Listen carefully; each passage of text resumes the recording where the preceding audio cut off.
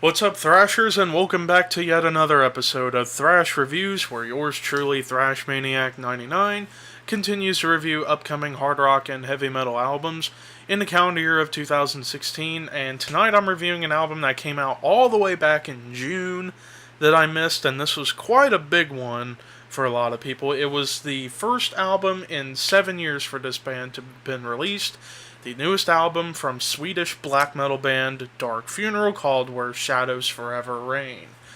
Dark Funeral is a black metal band that formed in 1993, and there is only one original member left in the band, and it's guitarist Lord Ariman, or Ariman.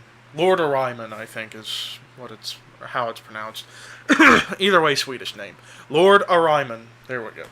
So, and they've put out quite a few albums during the late 90s going into the 2000s, and then after 2009 they took a hiatus, it seemed, and now they came back this year with this album.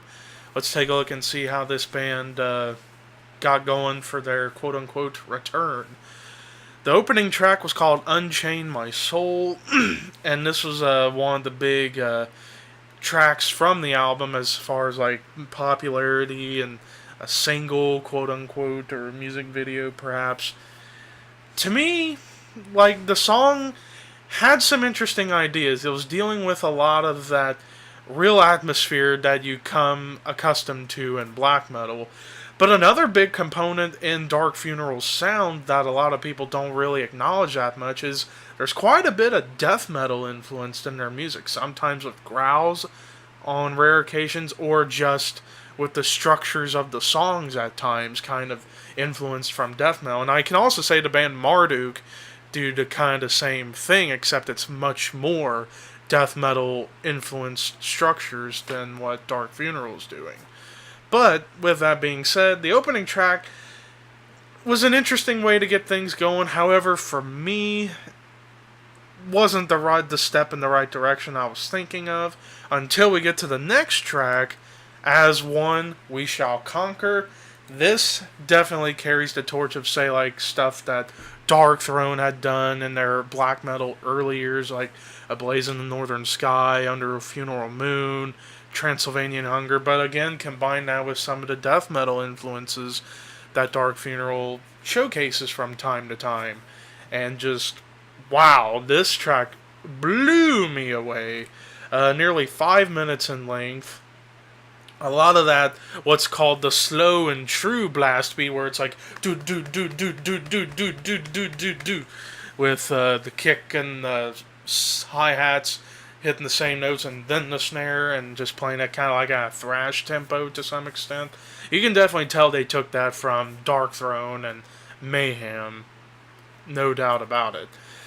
And then we get to the closing track, the title track, Where Shadows Forever Reign. And this was actually another highlight of this album. It definitely closed things out on a high note by combining that dark, murky atmosphere with those evil, satanic lyrics that Dark Funeral is known for as well. And the guitar work from Lord Ariman was really well executed on this song, and also on the track I talked about earlier, As One We Shall Conquer. Vocally, the album from top to bottom was pretty strong. The new vocalist, I don't know his name, but I don't think he's as good as Magnus, or not Magnus, I forget his name. It was like Emperor something, but he used to be the vocalist of Hypocrisy as well. But I don't think he's quite up to his standards, if you ask me, but he's still not a bad vocalist. I mean, after all, it's black metal, so it's not really going to matter. But overall with this album, to me, aside from two tracks, As One We Shall Conquer and the title track, to me there was really nothing special about this album. I mean, for a 7-year wait, this was, in my opinion, pretty disappointing. I mean, aside from those two tracks being standouts, there really wasn't much to offer on this album. Like, to me, the ideas kind of felt too redundant, too repetitive, and repetitious, where they kind of try and take stuff from the past, but it was too apparent to me, personally, this is just one man's opinion, not a fact, but I do feel this album lacked some creativity for something big. That's just me, of course. So overall, the score, I'm going to give this album a 73 out of 100. Yeah, that's pretty low.